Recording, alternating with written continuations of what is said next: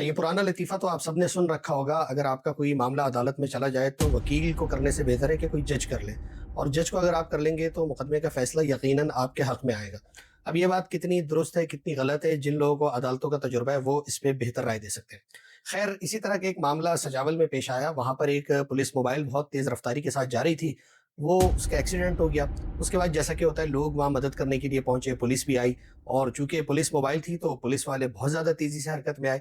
لیکن جب وہ اس موبائل کو سیدھا کرنے کی کوشش کی گئی اور اس دوران اس سے نکلا جو سامان تھا وہ جب پولیس نے دیکھا تو سب کے ہوش ٹھکانے آ گئے۔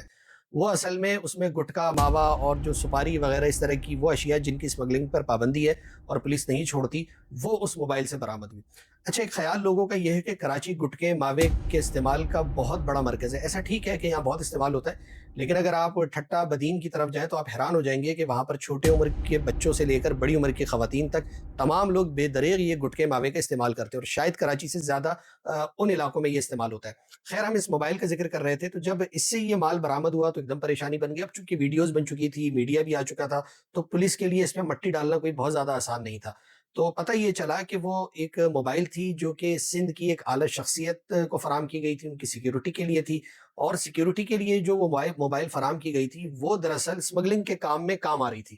اب اس کو کس نے ہائر کیا تھا؟ یعنی اگر آپ اس طرح گٹکے ماوے کا کوئی کام کرتے ہیں تو آپ نے اپنی چیز پہنچانی ہے، یعنی اسمگل کرنی ہے، تو اس کے لیے آپ کسی بس کا ذریعہ لیں گے، کسی ٹرک کا، کسی سوزوکی کا، کسی مسافر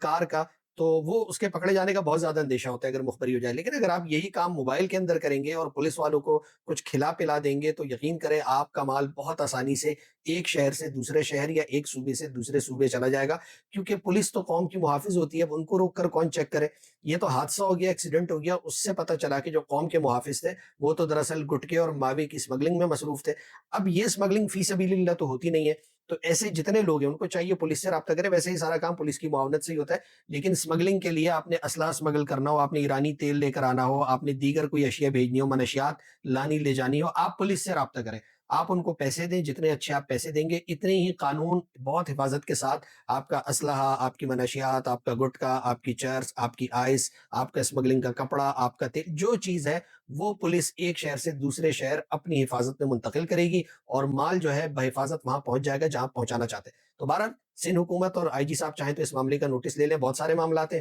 ان کی طرح ایک یہ بھی معاملہ ہے کہ پولیس یہ کن دھندوں میں لگی ہوئی ہے، بجائے اس کے کہ وہ لوگوں کی حفاظت کرے، انہوں نے ان پولیس موبائلز کو جو کہ عوام کے ٹیکس سے خریدی گئی ہیں اس کو اسمگلنگ کے دھندوں میں استعمال کرنا شروع کر دیا۔ تو جب جس ملک کی، جس شہر کی پولیس یہ کام شروع کر دے تو پھر ڈاکوؤں سے، اسمگلروں سے، منشیات فروشوں سے تو کوئی گلہ بنتا ہی نہیں ہے۔